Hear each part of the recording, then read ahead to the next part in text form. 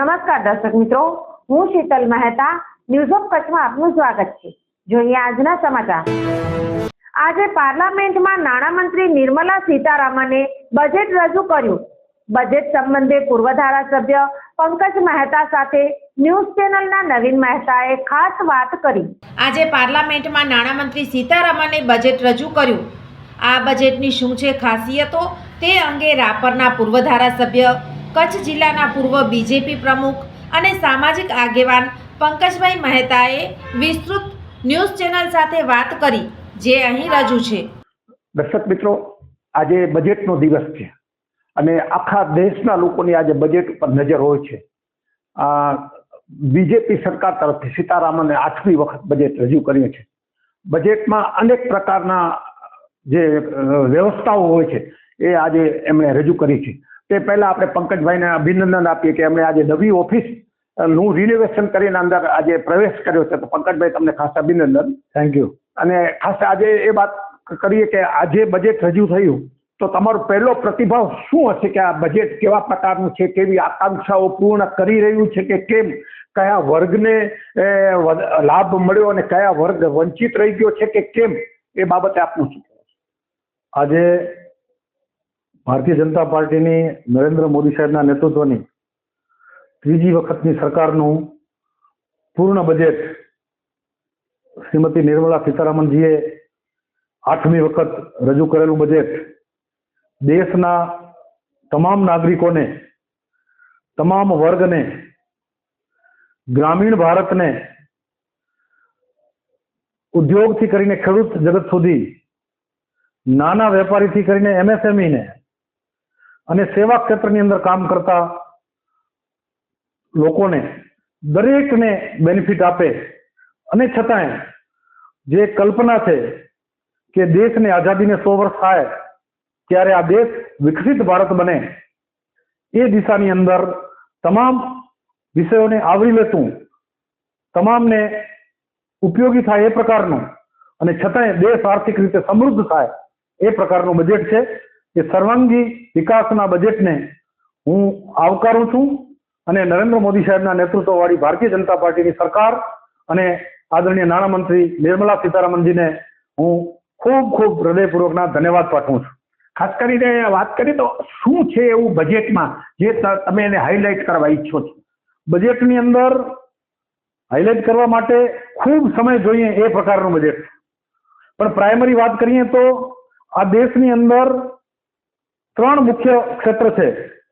એક સૌથી મોટું ક્ષેત્ર હોય તો એ છે ખેતી, અને આ ખેતી પ્રધાન દેશ છે એટલે ખેડૂતોનો ખૂબ મોટો વર્ગ અને ખેતી સાથે સંકળાયેલો ખૂબ મોટો વર્ગ, એ દરેકને બેનિફિટ થાય એ પ્રકારનું આમ તો 2014થી જ્યારથી નરેન્દ્ર મોદી સાહેબની સરકાર, ભારતીય જનતા પાર્ટીની સરકાર આવી ત્યારથી સતત ખેડૂતોને ખેતીના ક્ષેત્રમાં ખર્ચમાં પણ ઘટાડો થાય અને આવકમાં પણ વધારો થાય, એના ઉપર ફોકસ કરી અને લાંબા ગાળાની નીતિ, કોઈ ટેમ્પરરી લાભ માટેની કે ટેમ્પરરી લોકપ્રિયતા માટેની નહીં, પરંતુ ઠોસ કદમ કે આ દેશનો ખેડૂત એ મજબૂત બને, આ દેશનો ખેડૂત એ ટકી રહે અને ખેતીના ક્ષેત્રથી વિમુખ ન થાય અને ખેતીના ક્ષેત્રમાં નવા યુવાનો પણ જોડાતા રહે, એવી લાંબા ગાળાની નીતિ સાથેની યોજના સાથેનું કામ નરેન્દ્ર મોદી સરકારે કર્યું છે। અને આ બજેટની અંદર ખૂબ અગત્યનું કહી શકાય એવું ધન્ય ધાન કૃષિ યોજના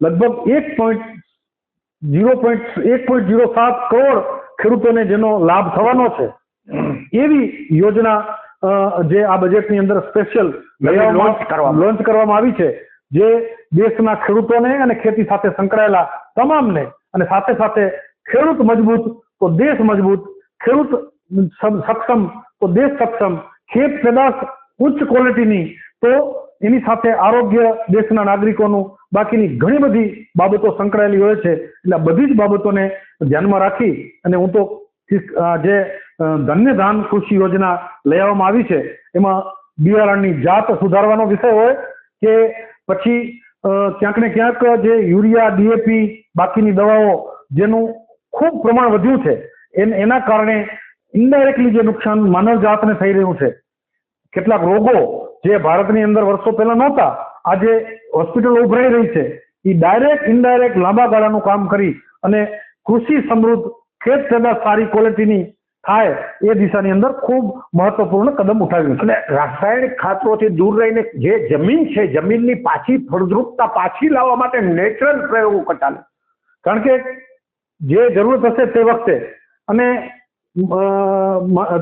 દેશની અંદર એક સમય એવો હતો કે અનાજ પણ બહારથી લઈ આવવું પડતું હતું અને એવા સમયે અનાજનું ઉત્પાદન વધારવા માટે એ રાસાયણિક ખાતરોની એન્ટ્રી થઈ. પરંતુ આજના સમયની અંદર આપણે આરોગ્યની સૌથી પહેલી જરૂર છે.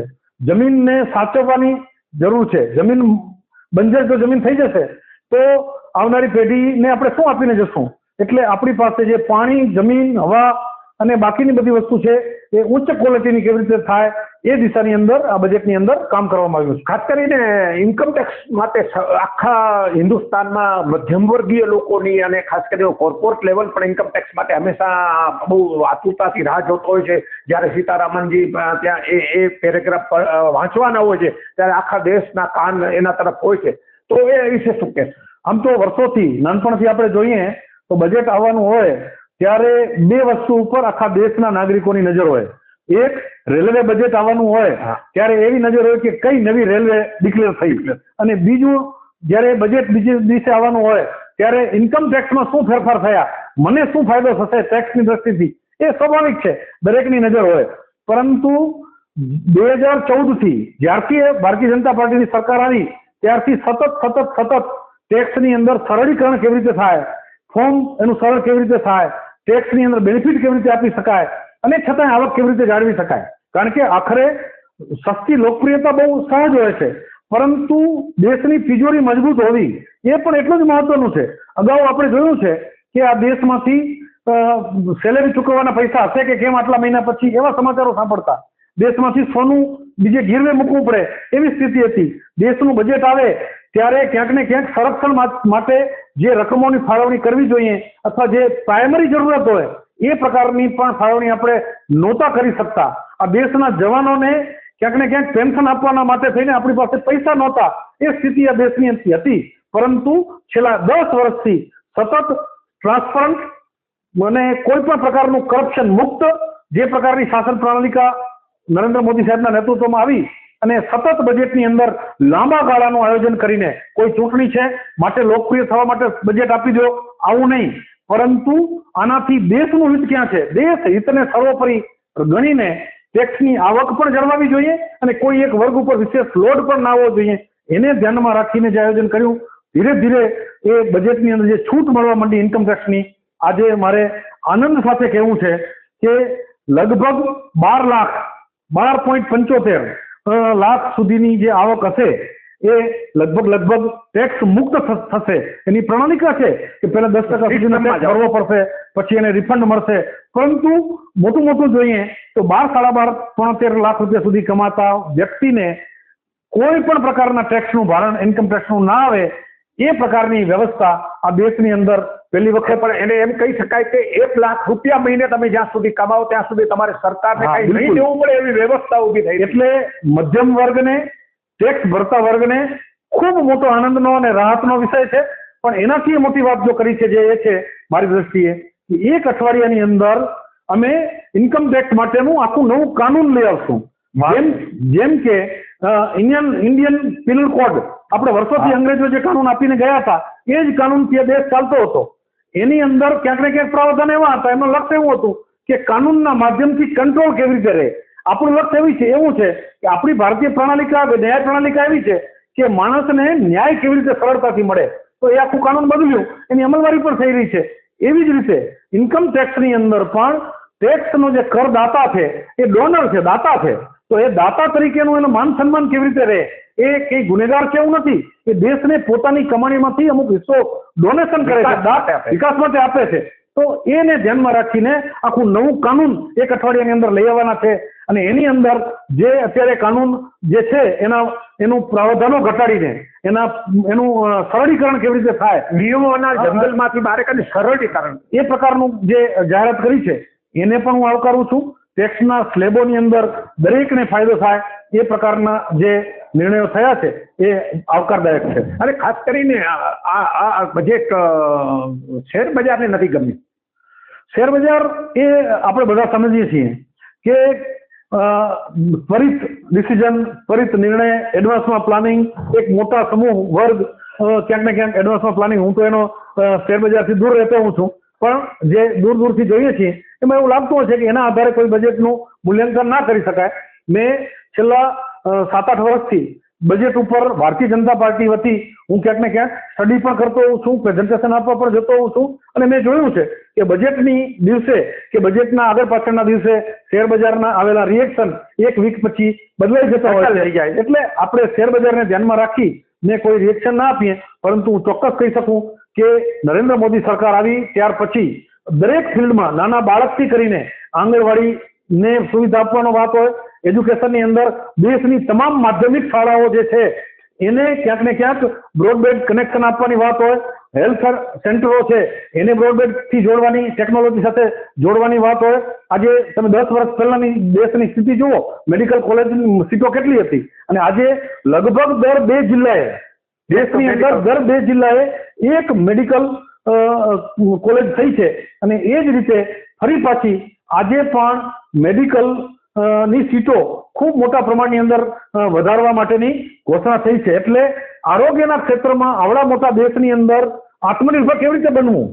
ડોક્ટરોની સંખ્યા ગ્રામીણ વિસ્તારમાં અત્યારે નથી, આપણે સ્વીકારવું પડે ઘણી વખત. એની પાછળનું દ્રષ્ટિબિંદુ એ હશે કે ગ્રામીણ વિસ્તારમાં મેડિકલ માળખાને વધુ સુદૃઢ બનાવવા માટેનું આ એક કામ. એટલે એજ્યુકેશનના તમામ ફિલ્ડને, આંગણવાડીને પણ આવરી લીધી છે, માધ્યમિક શાળાઓ દેશની સરકારી જેટલી છે એને પણ આવરી લીધી છે, અને સાથે સાથે મેડિકલની સીટો વધારવા માટેની સતત દર વર્ષે જે વધારો થઈ રહ્યો છે એમાં ઓર વધારો થાય એ પ્રકારની વ્યવસ્થા પણ આપી છે. પ્રધાનમંત્રીનું લક્ષ્ય એવું છે કે હરેક જિલ્લે એક મેડિકલ કોલેજ હોવી જોઈએ, જેથી કરીને સ્થાનિક છોકરાઓ પણ એમાં ઇન્વોલ્વ થઈ શકે અને એને જિલ્લાઓને ભવિષ્યમાં એની સેવા. નવો યુગ આવવાનો છે એ AI નો આવવાનો છે, તો AI ની અંદર પણ હિન્દુસ્તાન અને હિન્દુસ્તાનના સ્ટુડન્ટ એ પાછળ ન રહી જાય એટલા માટે બજેટની અંદર 500 કરોડ રૂપિયાની ફાળવણી કરવામાં આવી છે.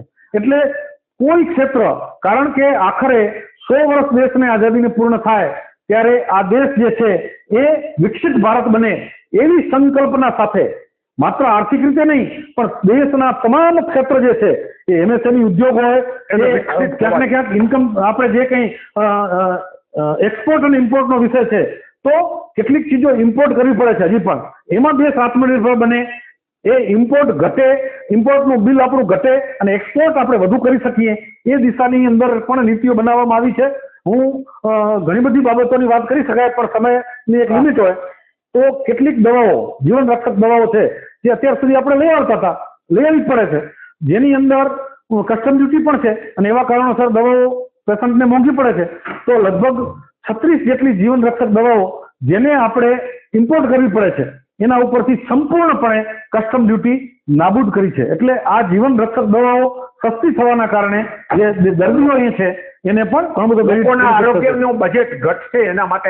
સાથે સાથે મેં અગાઉ કીધું એમ કે આપણી જે વ્યવસ્થાઓ જે પ્રકારની થઈ, આપણા ખોરાક જે પ્રકારના થયા, જે પ્રકારનો દવાઓનો ખેતીમાં ઉપયોગ થવા માંડ્યો, એવા કારણોસર કેન્સરનું પ્રમાણ દેશની અંદર વધ્યું છે, એવા ફિગરો છે.